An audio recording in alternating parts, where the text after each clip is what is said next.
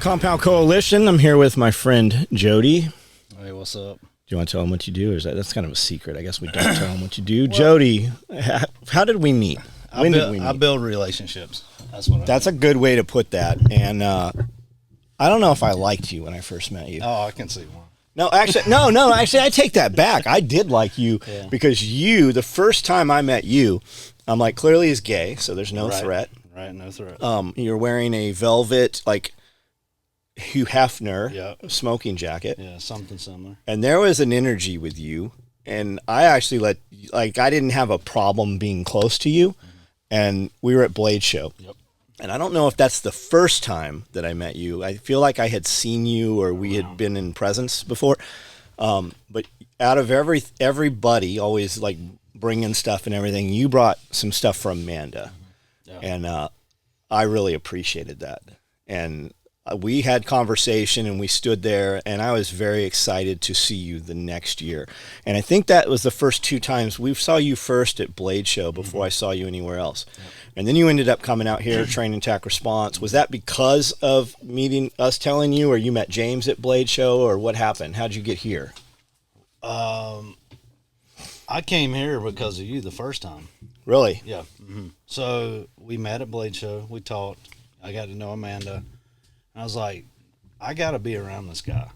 You know, I saw something that, like, again, I'm a bridge builder. That's what I do, you know, and I look to help people grow or grow myself from having mentors.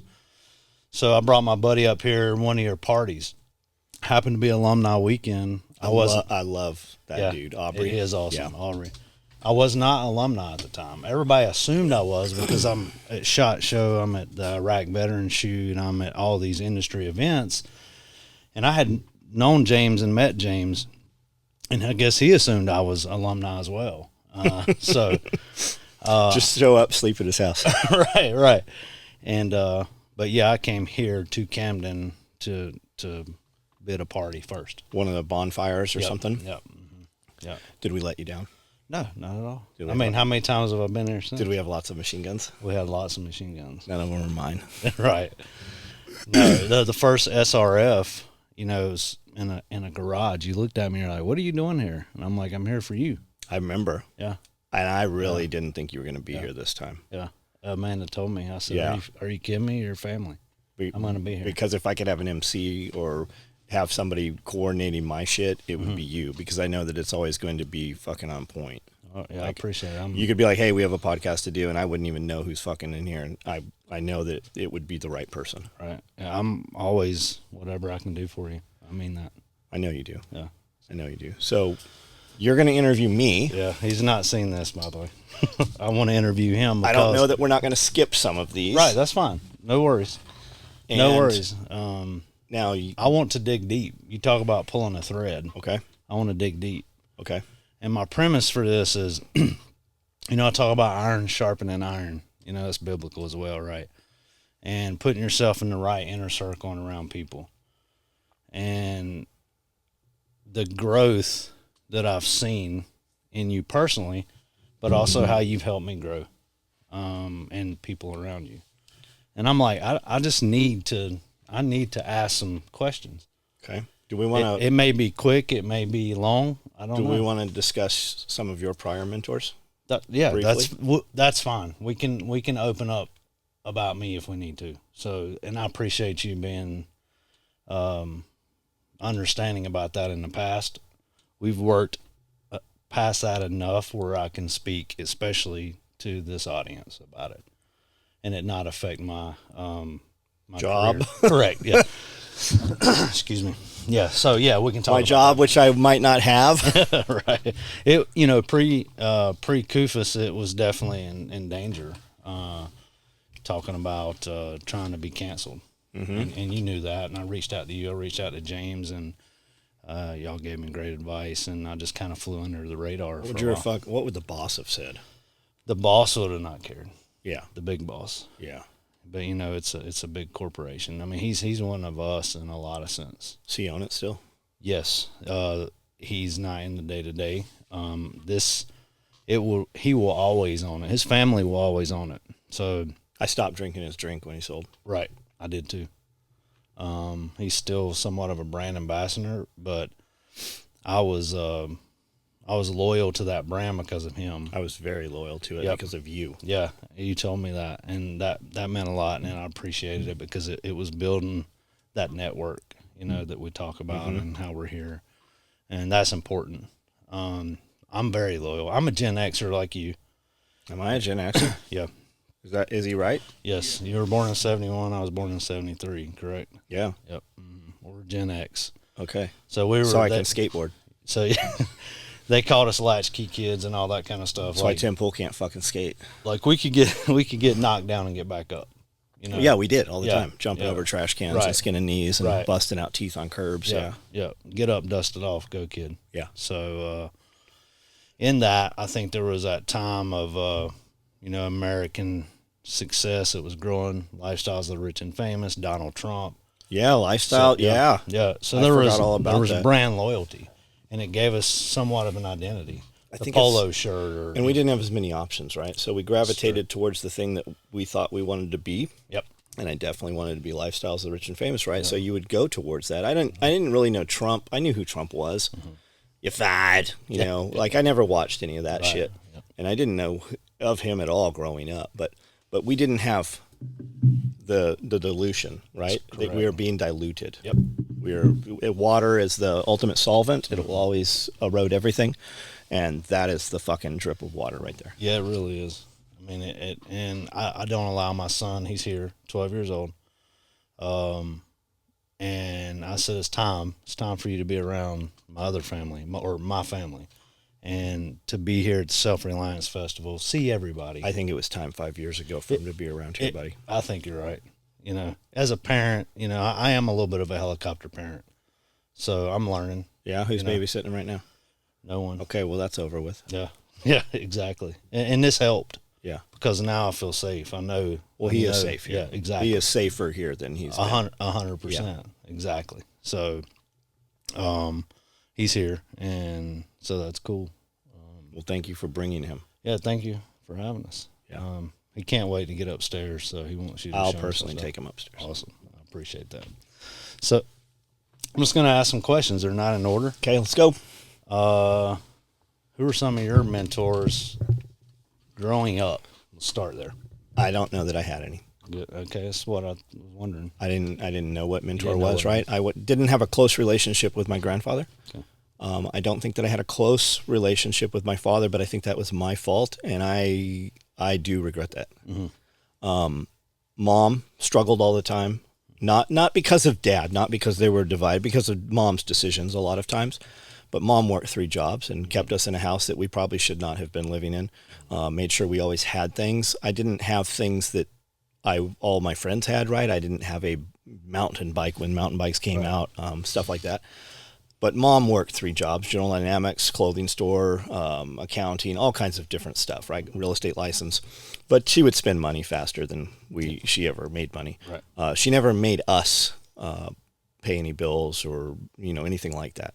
And really, I'd probably be better had she. I'd be further ahead financially had I had some kind of teachings on that younger.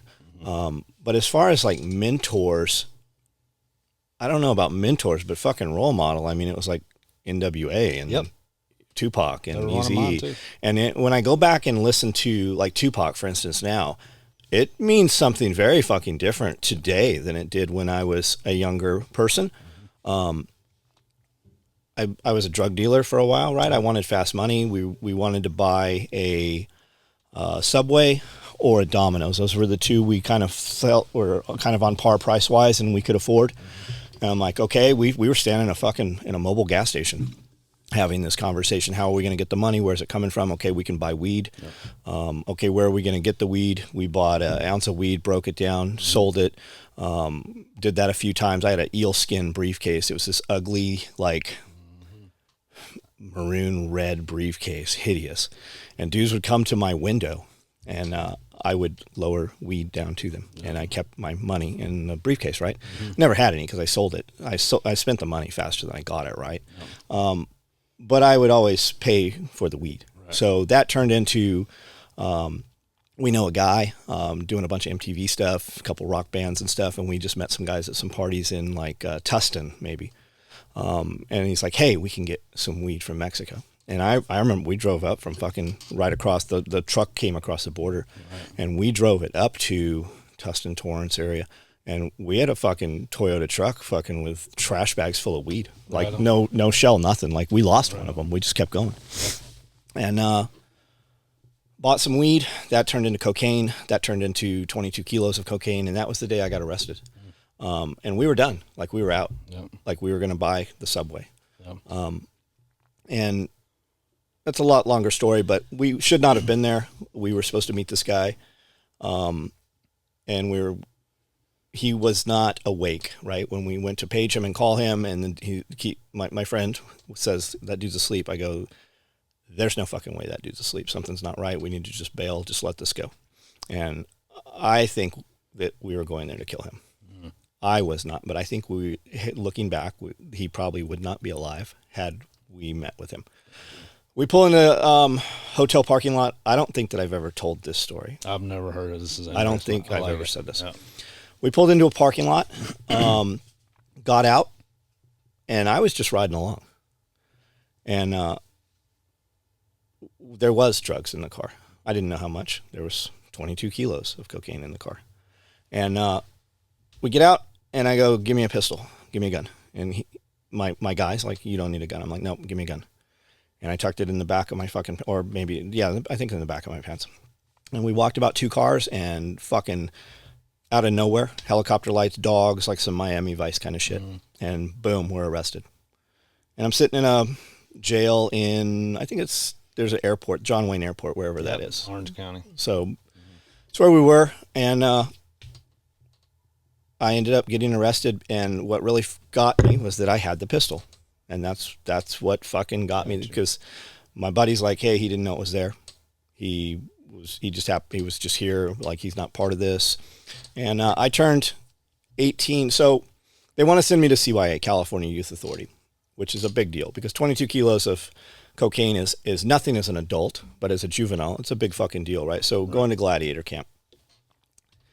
And we get my lawyer like, let's just get you tried, time served. Okay, let's get you tried as an adult, because as an adult, it's no big deal, right? So I end up I get 6 months when I finally get sentencing. I'd already served 3 months of it. I'm in there just kind of working out.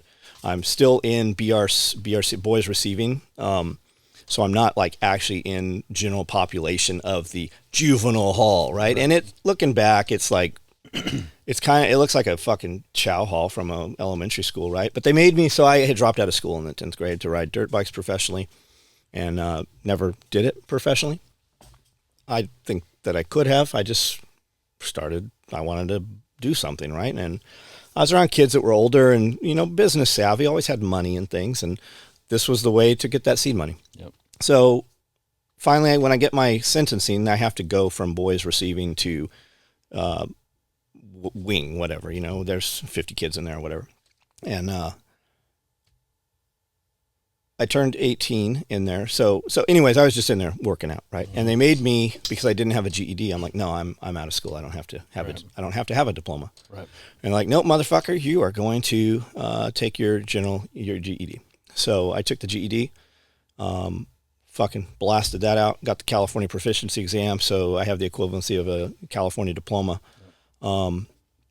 Get put over there. And I remember the first night I was in receiving or whatever, or into the actual juvenile hall part, it's the same fucking thing. It just had carpet, whereas the other one didn't.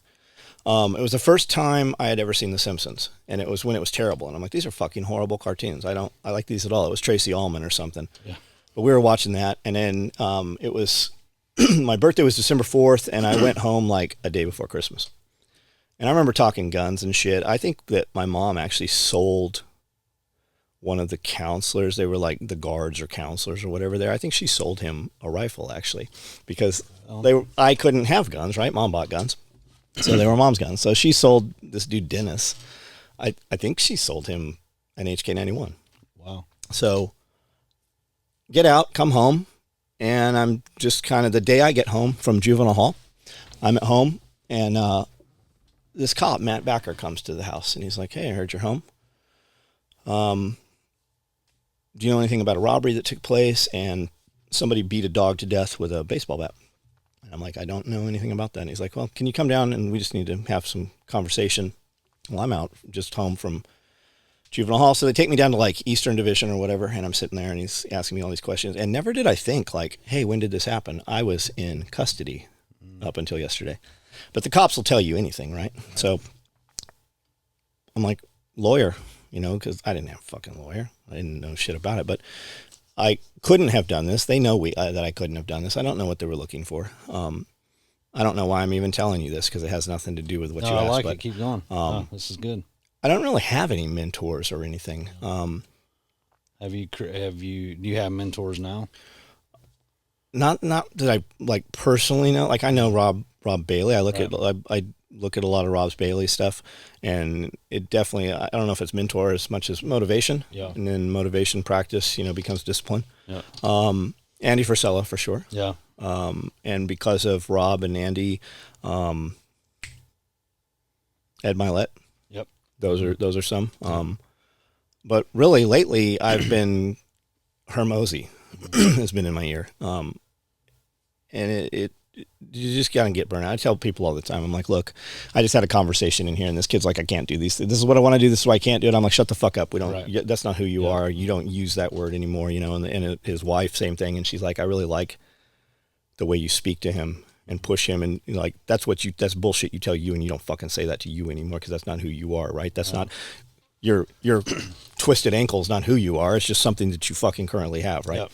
So those dudes, right? And I tell people for Frisella, I'm like, you need to listen to the MFCEO podcast. There's 350 episodes. Start at day one. I know you're going to want to listen to 5 episodes, 2 a day. Mm-hmm. It'll burn you out, right? 2 a day. Mm-hmm. Something actionable. Figure out what that is for you that's in there, that's actionable. Implement it in your life immediately and change the fucking course of the direction of your life right fucking now. Right. And they work. It worked for me, right? I can say this because I see it fucking happen and I give it to people, and it's not me doing it. I'm able to tell these guys, here, listen to this guy. Yeah. But then we start making videos and people start saying that to me. I mean, there's fucking so many, like, we make the videos and there's no comments on the videos, none. But then fucking 200 people come up and like, hey, I lost 50 pounds or I started this business. Yep. I'm like, well, it'd be nice if you weren't a lazy motherfucker and you would just leave a comment on the video, right? Yeah. So I don't know. I'm not qualified to fucking do it. I don't think that I should be doing it, but it's working, right? Yeah. So my favorite content to listen to is my content. Yeah.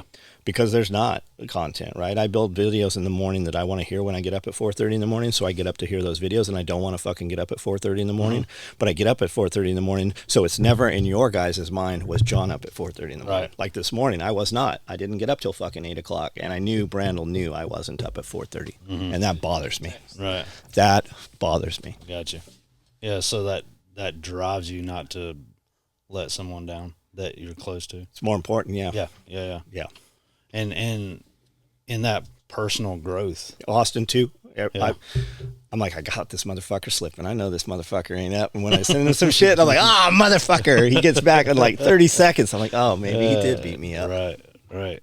Well, in that, I'm going to say I'll take that.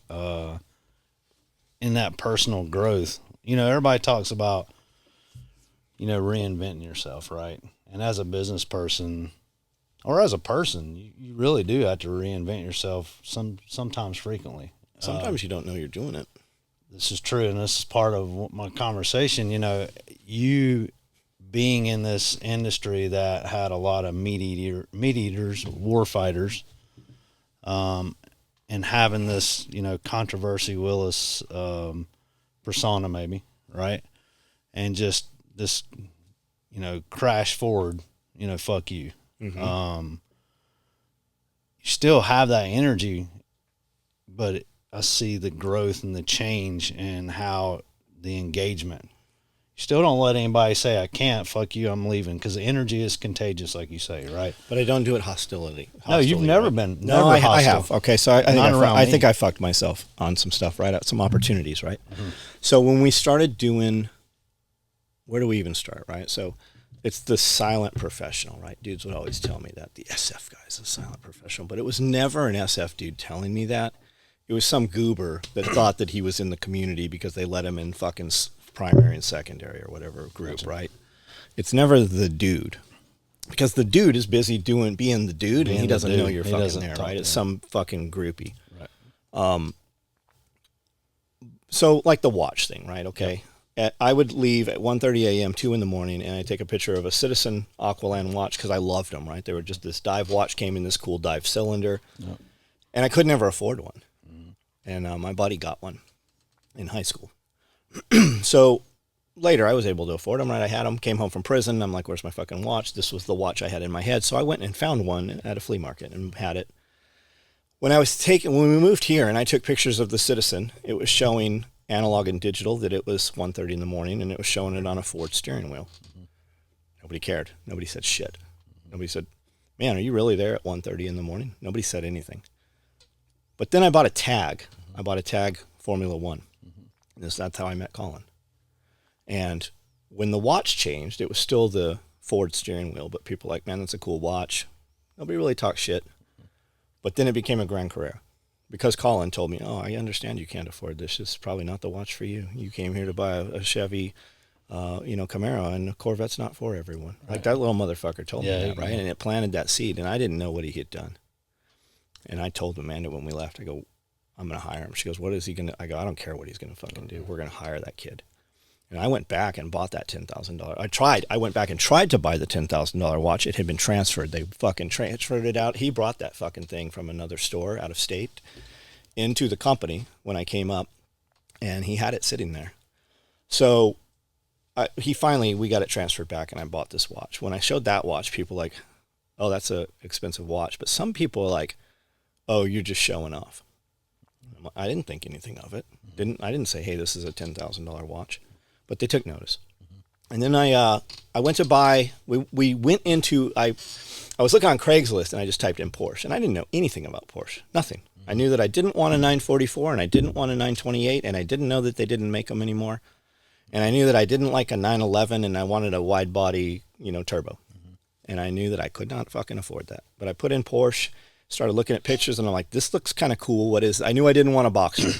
Everybody's like, you got the cheap Porsche. Like, they said that when I bought the fucking Cayman S. And saw this car, and it was neat, and it was $30,000, and I could afford $30,000. I had $30,000 in a fucking bag, right? We drove to Nashville, and I looked at Craigslist ads, and they had listed this car over and over through this Jeep dealership for like 2 years. So it'd been there. So I'm like, I can get this for $20,000.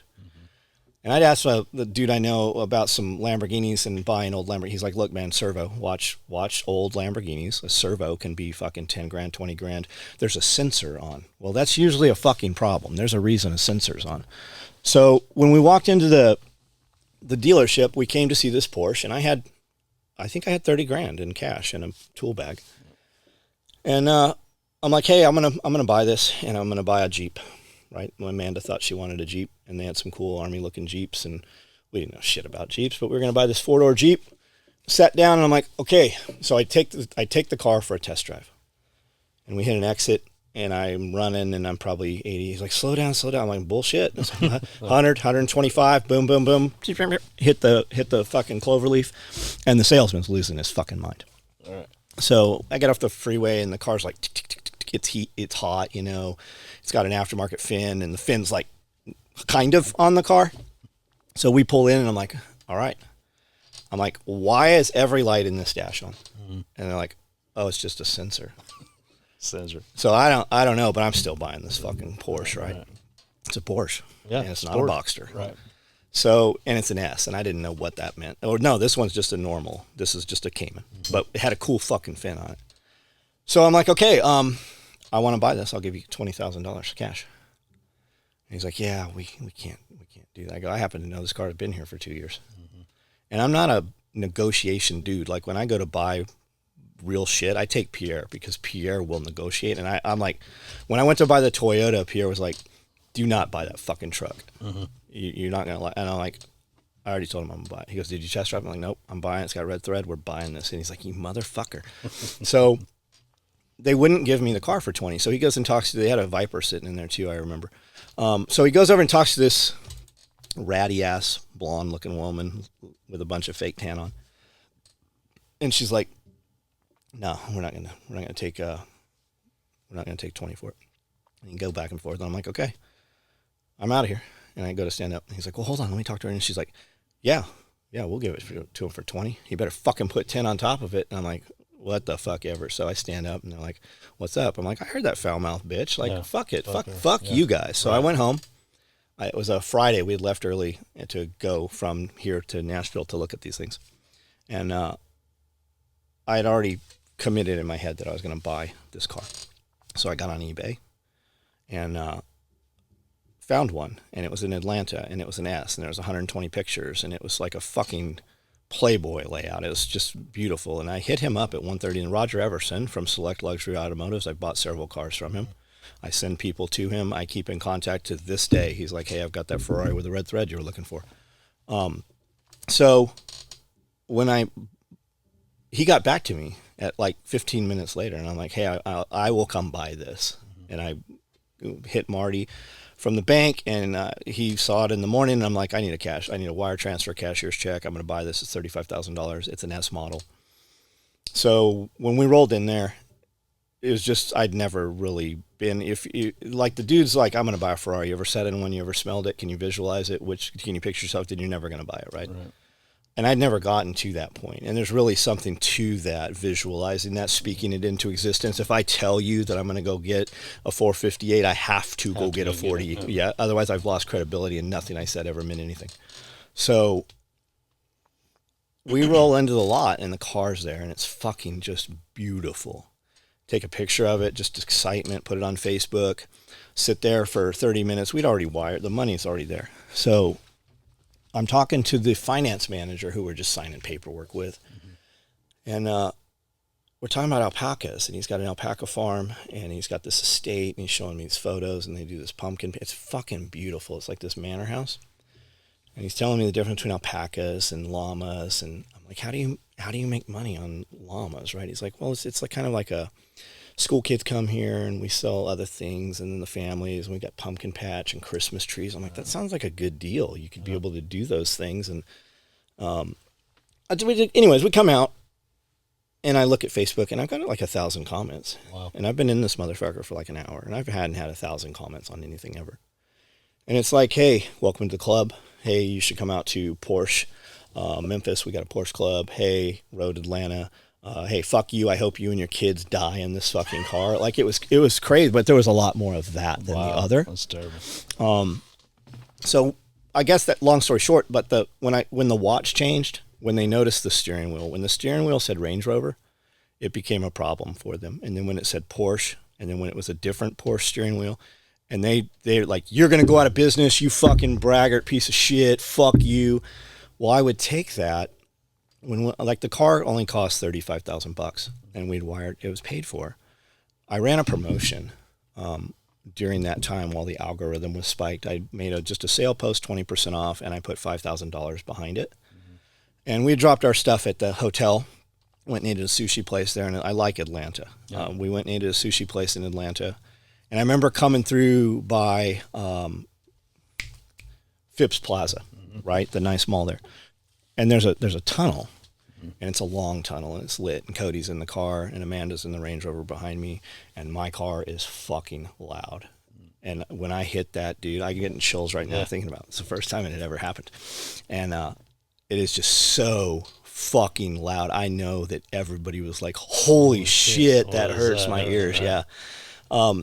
Anyways, we ran the promotion. We had the website in effect where you could just actually order stuff and pay us, which we didn't for the first 10 years of business, because when I tell you guys things, if I tell you should do something, it's because I've always done it the wrong way. And we got back and we had done $48,000 in like a few hours.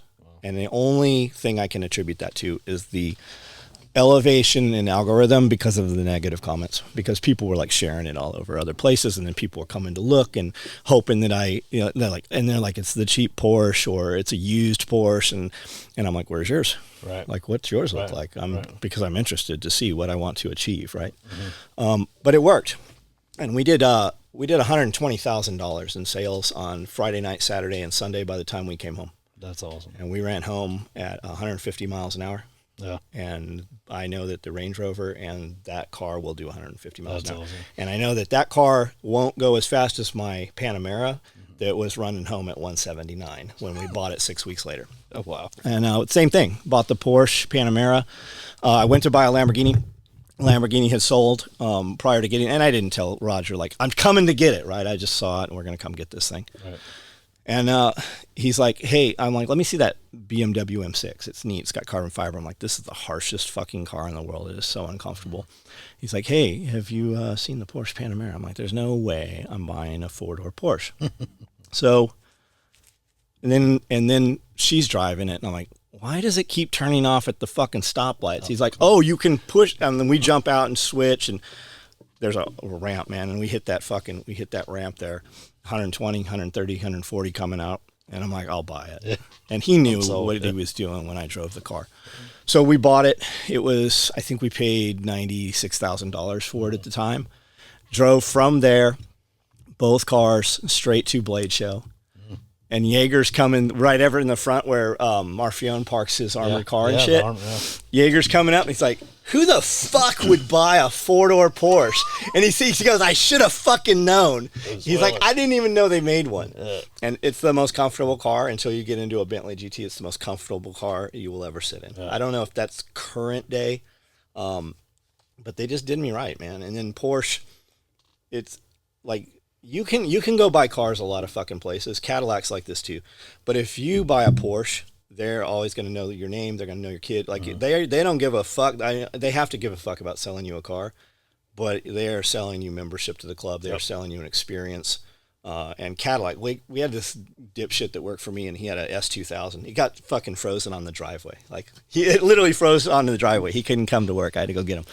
But somebody hit his car or something. So he's taking it to a body shop, and it ended up going to the Cadillac dealer. And we roll in my big ass car, my truck. If he'd have hit the brakes by accident, I'd have ran over him. I'd have killed him. But we're in the big truck, drop the thing off, and we pull up to the Cadillac dealership, and there's a fucking black dude, a black midget, and a white dude that looks from Bull from Night Court. And they're both wearing tuxedos. And I'm like, what the fuck is going on here? We're like, hey, we're going to the body shop. So we walk back there, and they're like, is there anything they have a coffee shop, like a little Starbucks kiosk. They're like, is there anything we can show you? And I'm like, the only thing I know about Cadillac is I don't fucking want one. And if you have a CTSV, I want to see that, right? 200 mile an hour car. And they're like, we do have a CTSV. we do have one. I'm like, I don't have $20, much less whatever this costs. This is before anything, before we had any of the cars. And this chick comes out, and she's got white gloves, and she's opening it and lets us crawl around in it. And I'm holding coffee in it. And I know I know that you can spill coffee all over cars because Ben Mookie got fucking coffee all over the headliner of my truck that day I bought it. Shit. And that's what I'm picturing. I'm like, I'm going to fuck this car up. And I go, look, I don't have money. She's like, look, just smell this. Mm-hmm. Look at this. And one day I will buy a Cadillac of some sort because of the experience with that company. That's awesome. And that leads to, I recently heard Hermosi say, he's like, look, we can spend a lot of money on marketing and advertising, or we can spend everything we have on one customer. Yep. And when you service that customer with a good product, it doesn't even have to be a great product. When you give them a good product and you give them an experience and you take care of that customer is now your marketing and advertising. And you take care of the customer fully, the first one, and then the second one, and then the third one, and they will handle all of your marketing and advertising. Yeah, you build fans. Yeah. Well, not fans. You have to give them family. Yeah, family. Yeah. Family. So I don't know. Did I answer your question? Well, we're just talking. It's cool. It was great. What did you originally ask me? So I want to unpack something out of that. What gives you that drive when you get something in your head? You got to fucking do it. Like the car. You're like, I'm buying a Porsche. Fuck it.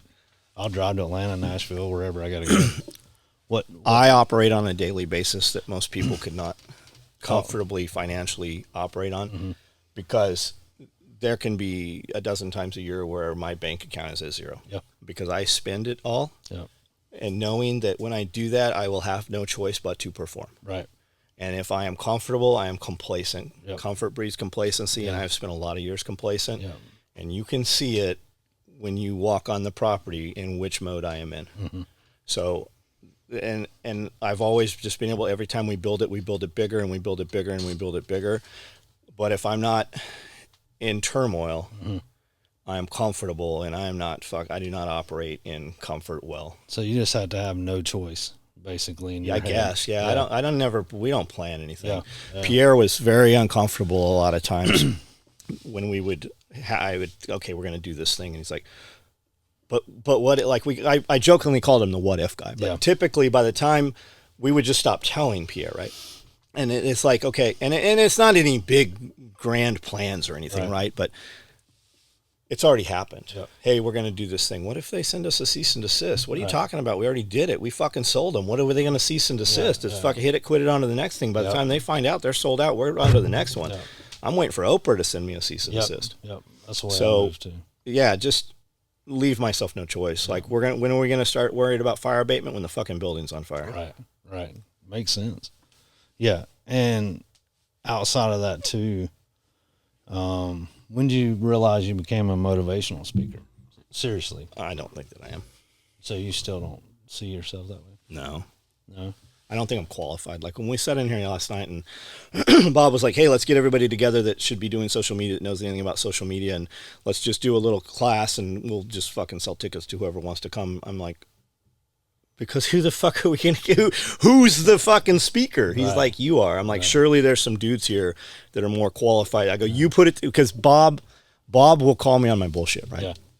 I was standing out. We were doing a Panic Prepper video.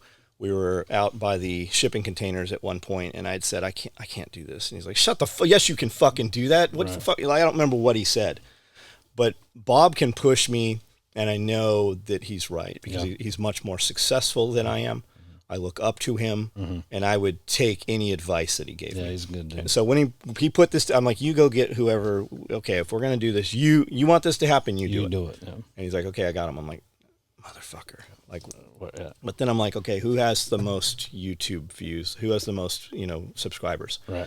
And I expected Tag to be like, yeah, I got 100,000 or fucking something. I didn't realize I had the most, and I don't think that I am at a level where I have any information to give people that they should be asking me for. So if you don't think you're motivated, is it because you have an image of something different? Because you are a motivational speaker. Why should you be listening to me when you can join RTA Syndicate, right? Why should you listen to me when you can go to Clear, Calculated, or Vicious? Like, why is a dude going to pay me to have access to a private mastermind group that they're going to pay $300 a week or even $100 a week, right? Yeah. Well, because you can go to somebody who really has done that stuff. I'm regurgitating Inky Johnson, Ed Milet, right? But you're transparent. You talk about your fuck ups. That's one thing I had here. I was like, failures, and how they drive you. Like, you're very transparent. I do that to disarm people. Of course. Because I can't do this. What do you mean you can't do this? Right, I was in fucking federal prison in Lompoc. Why can't you do this? How many times have you been to prison? Yeah. I mean, I understand the psychology of it, but the value that you give to others that aren't at your level. You got the club keeps going up, right? There's a whole level of a club that needs you, and then you'll continue to elevate. I don't know. I see that. I'm speaking into you. You are a motivational speaker. I'm good at being an idea fairy, but I don't have the people around to implement the ideas, right? Yeah. Okay, so if we're going to do a mastermind, where's the infrastructure for it, right? Right. Who's building the app, right? So where are you? Like, if you want to get, I'm talking to the camera. I'll put things. Amanda's like, I don't have time to do that. Right. I'm like, well, you better fucking sleep less. Well, here's a good question. Let's just keep going off of that, like trusting others and being in business. And I ask this because it's hard. Unpack that. Yeah. So, give me an example.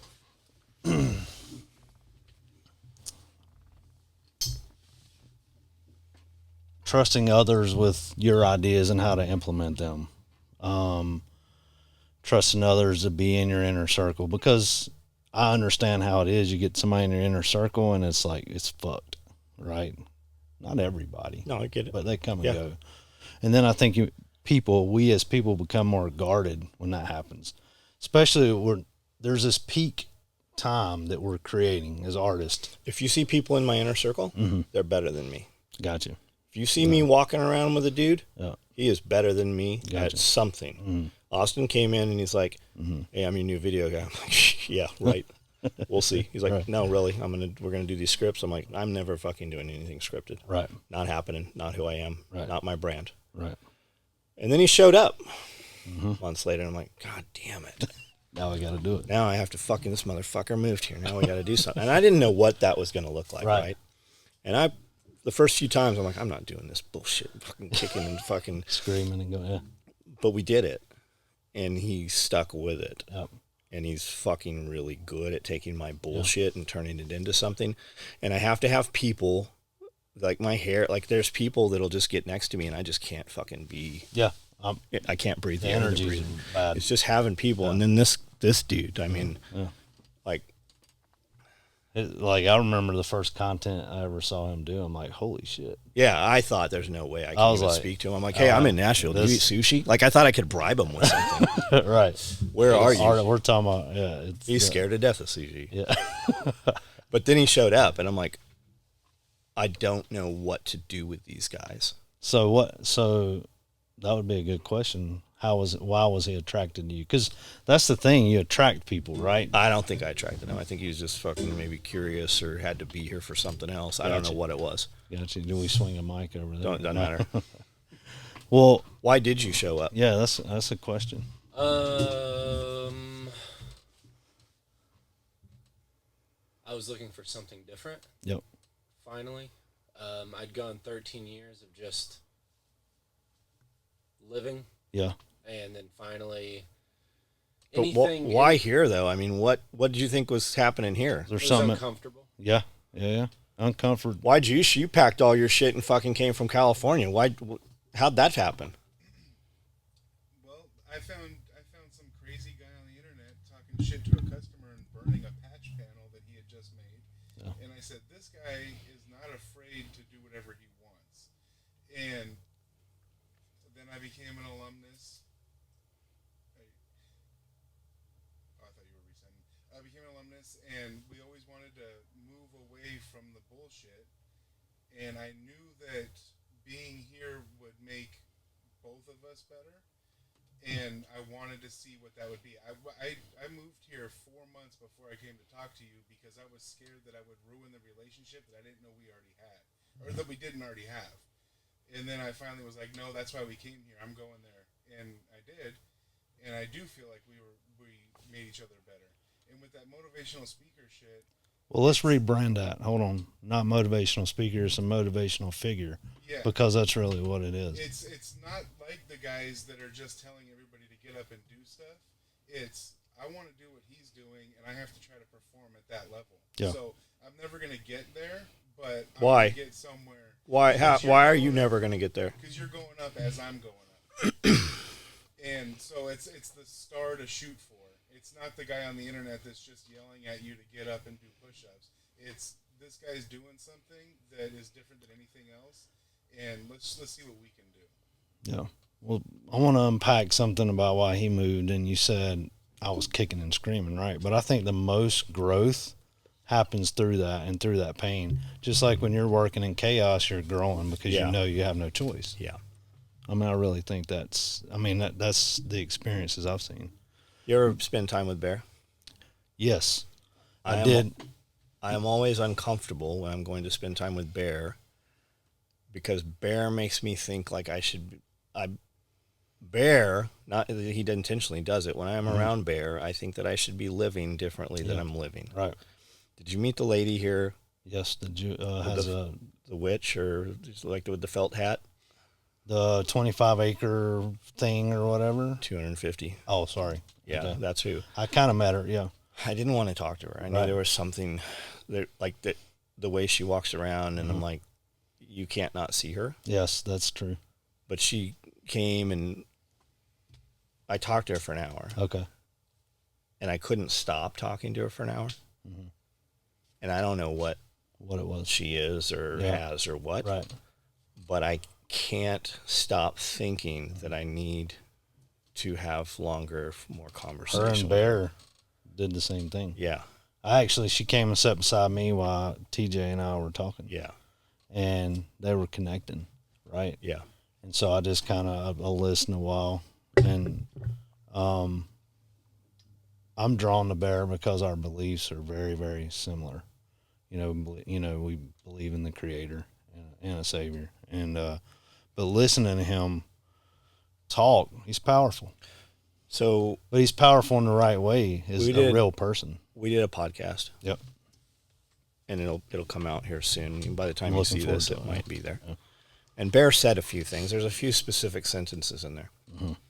And then when I did a podcast with Dean, yeah, there are the exact same sentences. Mm-hmm. And neither of them knew each other's stories, right? So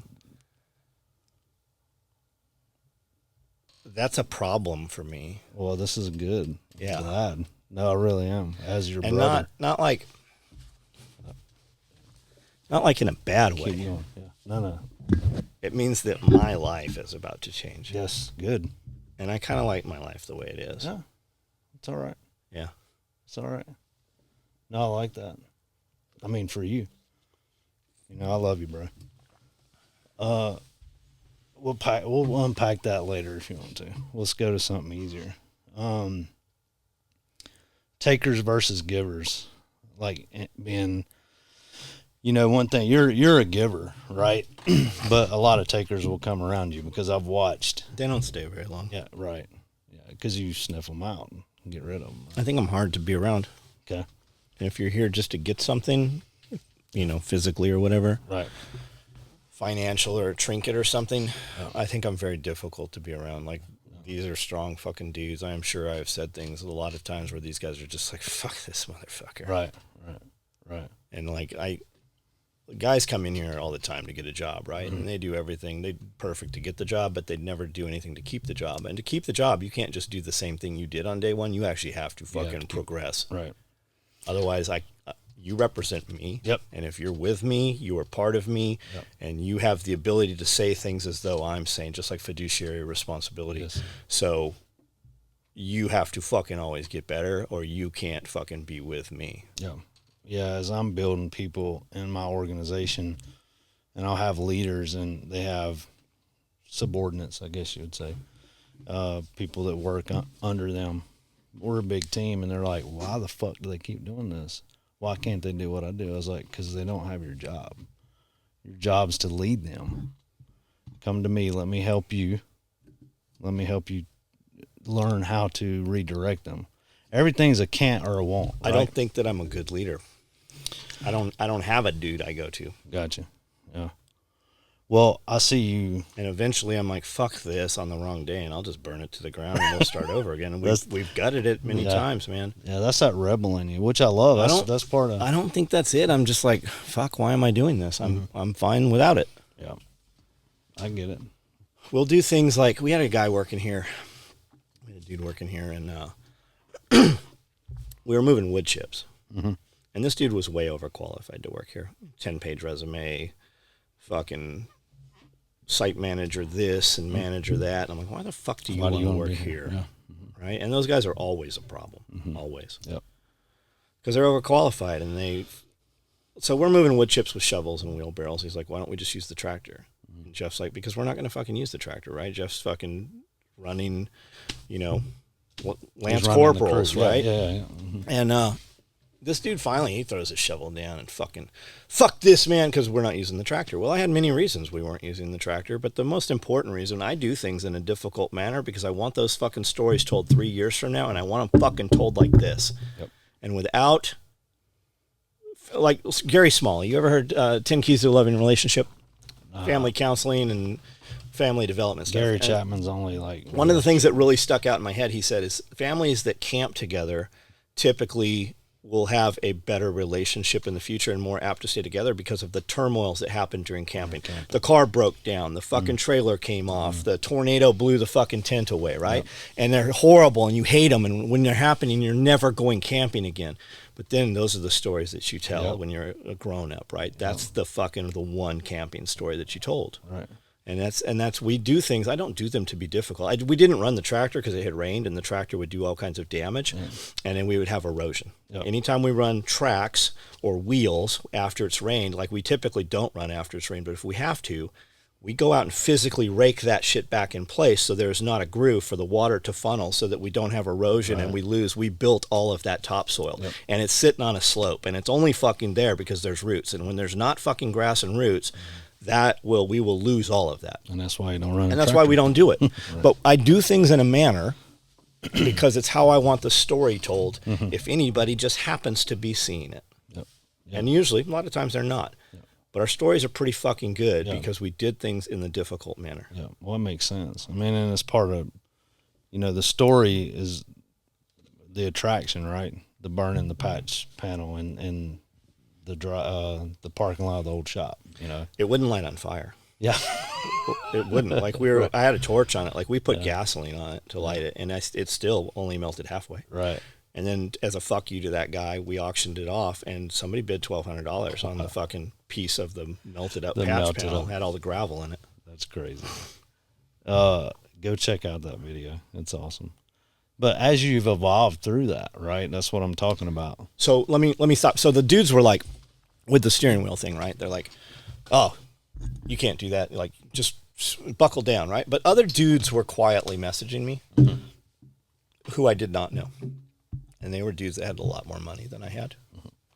And they're like, hey, when you operate out of negativity, you are attracting negativity. When you operate out of positivity, you're going to have a lot more positivity. I couldn't hear it. I didn't understand it. And just one day it fucking clicked, and maturity maybe, 52 years old, because it just happened for the first time yesterday. Yep. Not really, but within the last few years probably. Yep. I don't know how long I've been saying that, but there was a point in the morning, like Pierre would show up at 4 o'clock in the morning, we'd go to the gym at 4:30, we'd make a video, and I'd just get mad at him over something. And I'm like, hey, motherfucker, I actually believe all that fucking shit we say. That's not just like some shit we put on a shirt. Like, I fucking believe that shit. Do work, go hard. Yeah, and I just couldn't hear it when those dudes were telling me. And I think that I probably have built a wall or fucking made a divide between people that I would like to work with because of fuck you, whatever whatever shitty comment I left on Facebook 15 years ago for them. It's a protection mechanism. Probably Ed Milet, who fucking knows. But I mean, it is a protection mechanism. Yeah. I mean, it really is. I mean, even, and this is me personally, it's not to talk about me, this is about you, but even when you're saying fuck you to the bad customers, I was reading you. I was like, there's part of it. So if we have a conversation, High Point's the best gun in the world, right? But if we have a conversation, and I don't believe that, I don't think anybody in the fucking world. Sorry, High Point. I know you just came through all our social media the other day. We can even beat the shit out of it. We can. It's reliable. We can help you build a better one. That's true. But if I change your mind, it means that you were wrong. Right. Yeah. And that's why minds can't be changed. Yeah. One thing I do is I look at the contrarian view of everything, because that's how we became smart, right?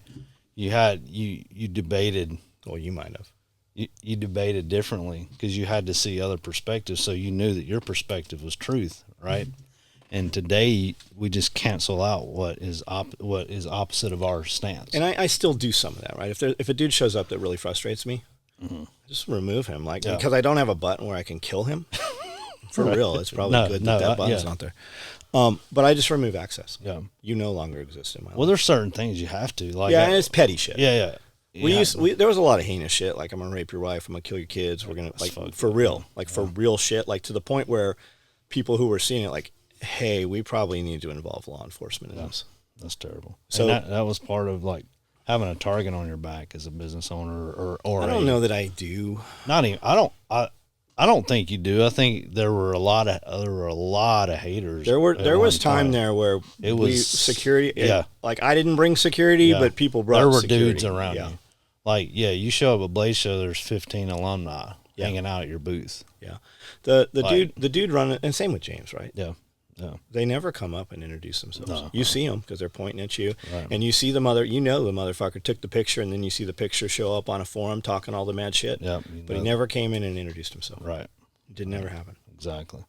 Yeah, it's never one time has a dude come. I'm the dude talking shit. Not fucking. And James would say that all the time. Never has it happened. And that's an amazing thing. And this is about you, not James, but same thing. You go and talk to the guy, like, what fuck, this is one of the Dude, I've seen one of the most giving people I ever met in my entire life. I have seen James put a trailer on his fucking truck in the middle of the night and drive multiple states over to pick up a family whose car had broken down.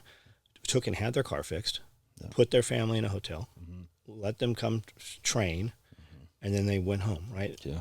100 times. I've seen James fucking pack up in the middle of the night on people's worst day to go be with them. In the hospital. Yeah. I know that story. A lot of times, man.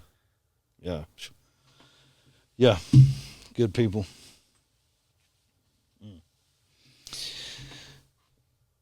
What is a creative? Oh, sorry, that was deep. Go. Yeah, love it. What's the creative process look like for you? I can't identify. I don't know. Yeah, I do things that I want to do. Yep. And I'm very quick to do them, and I fizzle out on them very fast. Yeah, because so I have to be ready to go, right? Yep. And that can be at 2 a.m. I just wake up and I'm like, oh, I want to build something or I want to sew something. It can be in the middle of the day. Brandles walked in and he's like, when did you just build this? I'm like, yeah, this morning. Yeah. And I'll hit it, quit it on to the next thing. Like I say that, but like you're not gonna get me to build something a bunch of times. Right. That's why I have pre-orders right now that I have to build that I've got to sit, and it's because I fucking have to sit down and do it. Yeah. It's not that I don't want to. It's because I have to do it. Right. I owe it, right? So it's hit it. I can build it 2-3 times, get it, tweak it how I want it, right, and then I give it to the girls in production, typically Miranda. Yeah. And I'm like, hey, here's my math. Here's these pieces. Run through this. See if you're getting different stretch. If you want anything changed. If you want to cut a corner someplace, and dock a corner so we can edge it easier. What do you want changed? Yeah. But I design every fucking piece of everything in that building. 99.9%. There's a few things where I'm like, hey, take this and make it 2 instead of 3. Yeah. And I have a couple people that I go to for that. But I still build new things, do the designs, and then we test them, and then we make patterns, and then I'm never going to make it again. I asked you this question one time, and it's a 2-part question, really, is when did you realize you were an artist, and then how did that flourish for you? I don't know that it did flourish for me. Ben, when he started calling me Versace Velcro. Yeah. Yeah, Mookie. Yeah, that was awesome. Yep. Ben, I'm like, whatever, but really subconsciously it did plant that seed. Push you. I have a finite amount of time and a finite amount of minutes per day. Yep.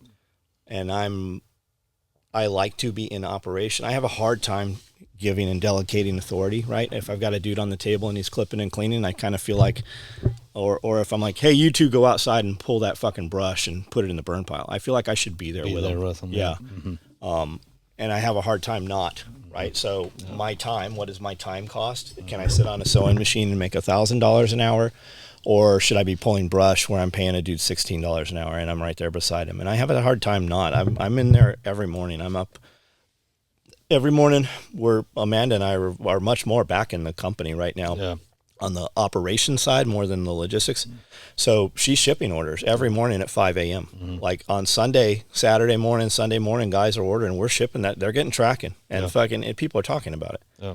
But we're pulling orders and shit. Should I be doing that? Fuck no, I shouldn't be doing that. But I have a hard time like paying. We bring a person in for $15 an hour start for pulling boxes, right?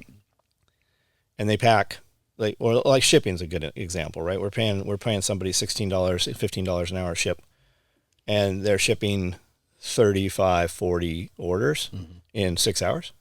But Amanda can sit down and ship 65 orders in 2 hours. Right.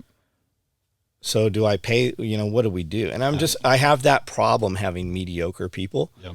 You can come here and improve and me, hey, this is how we do this. Hey, watch, eyes on me, right? Boom, boom, boom, boom, boom. Okay, now you do it, show me. Okay, now we do it, watch one, do one, teach one. Okay, what just happened is I just cleaned a shotgun card in 30 seconds. There's 120 of them. That means in, so many minutes, that's what should be done. That's the accountability level. This is what you were just demonstrated you're capable of. That number needs to get better.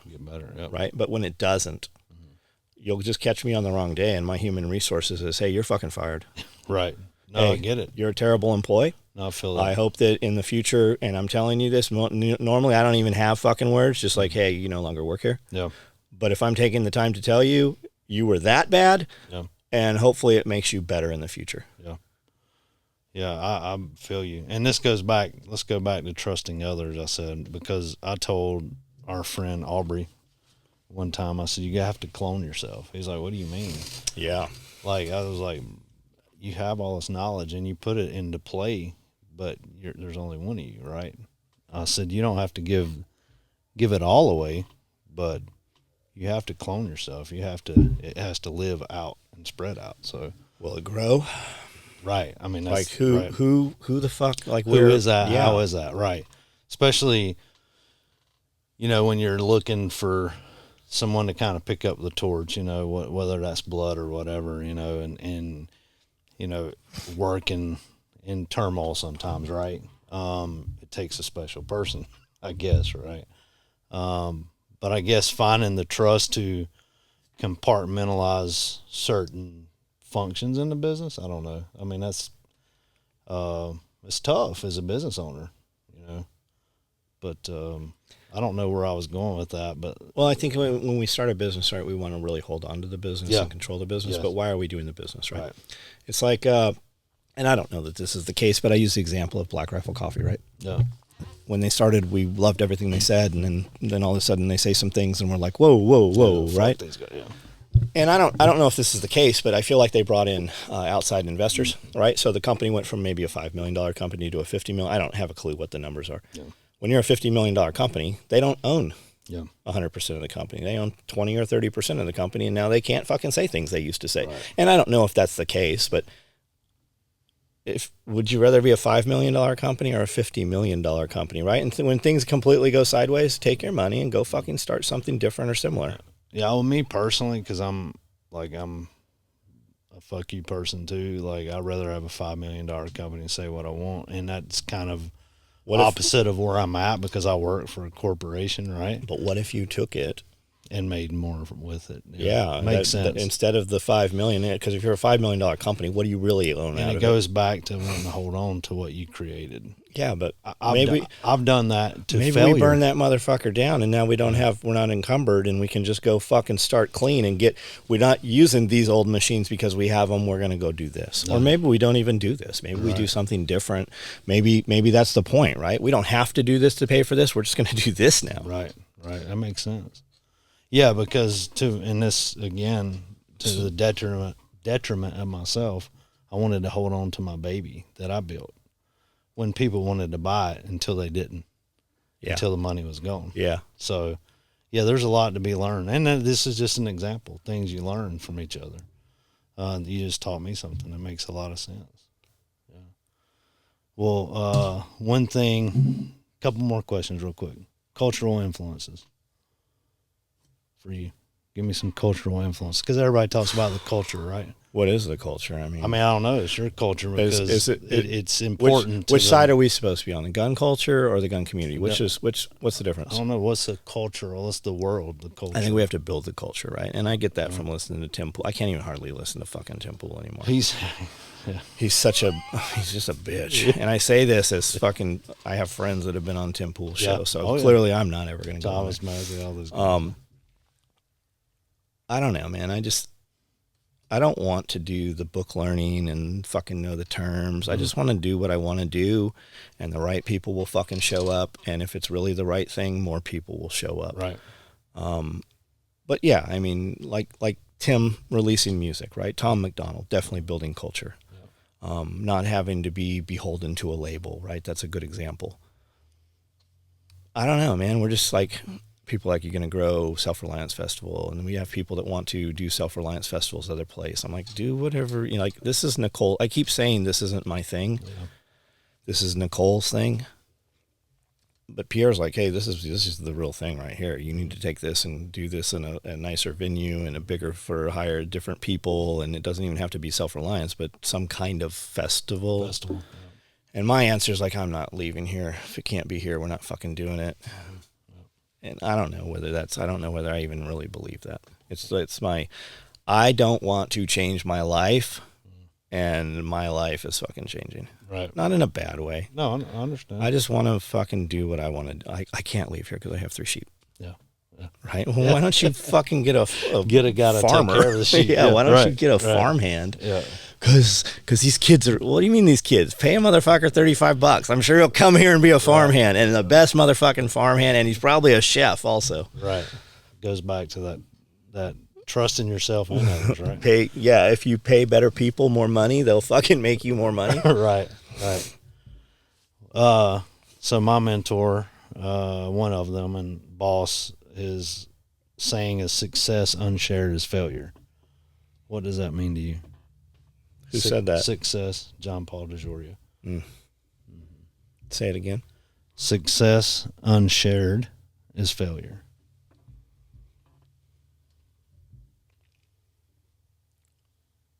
Give me an example of that. So someone's personal success and they have an opportunity to share that. It doesn't have to be monetary, right? It just has to be connecting people. So maybe it's these sew videos we're doing, right? Yep. It's hard to find a dude in the industry that's going to tell you about the industry. Oh yeah. Yep. A long time, for a long time, for 30 years. Hey, where do you get your quarter from? Fuck off. Right. When really what I should have been doing is, hey, I'll sell it to you. Yeah. Because there's companies that have popped up that's from the outside looking in, it looks like they're doing great business. Mm-hmm. And they're buying material and they're doubling their money by selling it to dudes who can't afford or won't afford to buy 65 yards of material, right? And there's little groups out there, but the guys in the groups, there's hungry guys, young guys, right? And there's older dudes, and the dudes that are giving the information, I know they're shitty guys. Like they're not good quality dudes. Or there's like some kid will come in and ask a question. He's like super excited and like, hey, what machine should I get? Hey, motherfucker, why don't you use the search function? I remember you asking me that question. I've seen dudes like roundabout give you this fucking goddamn philosophical answer. I'm like, hey, Darren, why don't you just answer this fucking question? What's the answer? And I know he's like, okay.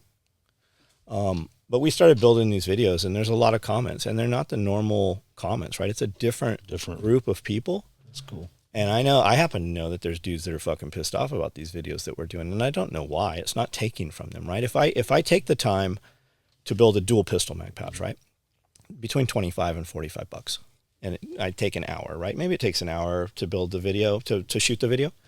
I could build the product probably in 15 minutes, maybe, and I just show somebody how to do that. 99% of the dudes are going to be like, I'll pay the $25, right? Because then they're like, and then you have dudes that are like, oh, that's so, I can do that. And you can. Yeah. They can. Sure. Yeah. I'll fucking teach you how. Depends on what your time's worth. Yeah. Come here. Yeah. We'll run 20 guys want to come here. We'll do a fucking sew class. Right. And, most of them are like, and then there's the dude that's like, hey, I can do this. Right. And he starts researching and he's like, okay, $1,600 for sewing machine. Okay. And he's like, $25 per cone of thread. That's $50. Okay. I got to buy material. That's $26 for a yard. Okay. That shipping, that's $200 in freight. He's like, fuck it. I'll pay the $25. But then there are dudes, there are guys. And what I think I want to do is I want to do some of these classes, small group. We bring in, we have food, we hang out like we have here, this weekend. And we have a couple of things, and I just have pattern sets. And like, here, cut it. This is how we do it. This is the dumb way. You should never do what we do because we do everything the hard way. You can get a laser, but $1,600, $16,000, $160,000, right? So here's a pair of scissors. Yeah. You learned this in the third grade. It's amazing that we can't find people to do third grade shit. Our guys are really good. If you're in this building, you're fucking really good. Right. But I think we just show them and we cut a few things and prep a few things and teach them how to sew some things and hang out. And hopefully out of every 20, maybe we can get an employee, right? Maybe we can just do that out of that. Or maybe we develop some guys that are sewing good and I'm like, hey, I need 120 of these. I taught you how to build them. If you can build them like we build them, I'll buy 120 of these from you. Maybe we have to develop that. Well, yeah, I mean, that's a mentor, but you can charge for the sew class. I know you've mentored. Well, we charge for the sew class because most of them are not going to become. Right. But then you mentor people through that. I know a guy you've mentored. He loves you. Like, he looks up to you, and he sewed some pouches for a friend of ours, Radio Made Easy. I didn't mentor him. He knew how to sew. Well, he's learned. He talks about you all the time. So He's important to me. If you see me take time out of my day to do somebody else's video, yeah, Andrew is a good guy. Man. Yeah, good family guy. Yep. So yeah, that success has been shared. That's one example. I just like to ask that. So cool. I think it's important. What you put out there comes back. What's DeJoria like?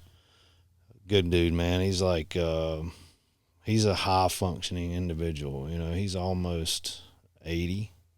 You wouldn't tell. He can do 2 finger And I look at those guys and I wonder what I'm missing, right? You have this perception of how people are. Mm-hmm.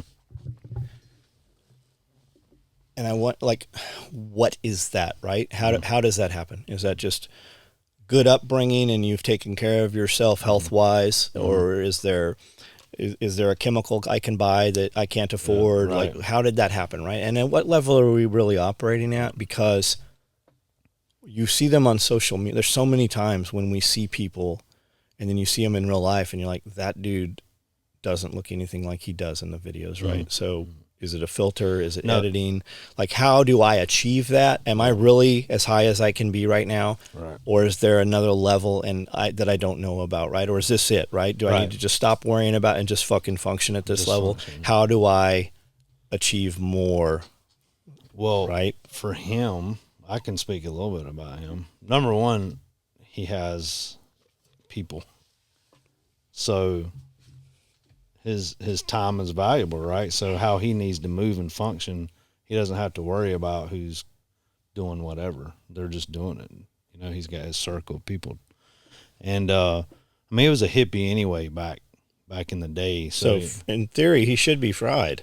He should be. But, he served his country, Navy man. Didn't know that. He came from an immigrant family. He watched his mother spend her last dime they had at the time to give to the Salvation Army, a little Christmas thing. That inspired him to give back. They had $800 when they started the company. That's like Bedros Keuilian's story. Couldn't print color bottles. Why? Because they didn't have enough money for the color back then, back in the 80s. Yep, we did so that. That's why everything was black and white. Yep. And that's why our labels were black and white. Yeah. And so, but those became stories, then it became part of their brand. So that struggle that we talk about can become part of our brand and part of our image in a positive way to attract others. So, yeah, I don't know if that answered your question, but he's got people around him, and when you talk to him, you feel like you're the only person in his world at that point. Because he has blockers. Yeah, and there's dudes keeping the other guys. And that's what I need. I need a person that's, I don't know if it's a task manager or manager or what it is. I need a manager of me. Yeah. And I need, like when Josh was here, Josh did a lot of that. Hey, it's time to eat, buddy. Hey, you're working out in 2 hours, right? I need somebody that's going to be like, hey, it's time to work out. Yeah. Now. Yeah. Trainer's here. Yeah. Hey, breakfast is ready. It's time to eat. Hey, shit like that. Yeah. There's people out there, young people that, even intern doing some of that stuff. I don't think they live in this town. Well, that's true. Yeah. Maybe Nashville. Maybe. Where are you at? Crossville. Maybe we go to Crossville. Yeah. Crossville. Yeah. Chattanooga, maybe. Well, we went a long time. What's the next step as we wrap up? I always ask guys that when I fucking don't have a question to ask them. This was not for that because I see something. I don't know what the next step is. There's something. What should the next step be? What should the next step be? What do you think my next step should be? For John Willis? I just see continued growth. That's a bullshit answer. What's the next what should I do next? Continue connecting like you are and to what ends? And why? To what why? How, what does that look like? That's a good question for me. Yeah. I think attracting a new set of eyes. When I say set, I mean a wider set. I understand. Because sometimes, not that we leave people behind, but you start out growing, and you're moving. And how do you move with that? Is it a guy wanting to buy nylon gear, or is it a guy that wants to hear what you have to say or experience? You see it's not the nylon gear. That's what I'm saying. So it's you and your experiences. That's why I said, what does that look like? Being not a motivational speaker, but a motivational figure. I don't know. Okay, so Something to think how much about. time do you have every week to put towards that? Me Yeah, you. For myself No. or for that's a good question. I don't know. My time is taken up, but as your friend and somebody I care about, whatever I can cut out to if I can be of any value, I would love to. How attached are you to your girlfriend? Very. It's okay. So I'll get with her and we'll work this out. Okay. That sounds good. But hey, thank you. Thank you. Thank you for yeah. always opening up your place here, and thank you for being real, because a lot of people try to hide behind some bullshit. We all hide a little bit. Don't get me wrong. Right. Everybody. Sometimes it takes a while for things to come out, but you've always been. I don't hide behind anything. Right. You've always been straight out. I don't think so. I mean, I kind of said that jokingly, but I don't think I'm hiding anything. I didn't mean no. I know. Not hiding. Yeah. But because I think it gives that part of that motivation people courage. I need you to get in shape. Yeah, I do need. I am working on it. No, I need you to get in shape because I need you in shape so that you can keep up with me better. All right. For what we are about to do. Okay. Done. All right. As we wrap up, I trust you. Thank you. I trust you. I'm here. I love you. I mean that too. I know you do, and I love you. Yeah, I appreciate it. I have said that more in the last year than probably the last decade. That's growth. Maybe. It is. Maybe. It is. It is. All right, man. Thanks, everybody. Appreciate you. Yeah, man, I'm talking about realest, one of the realest to try.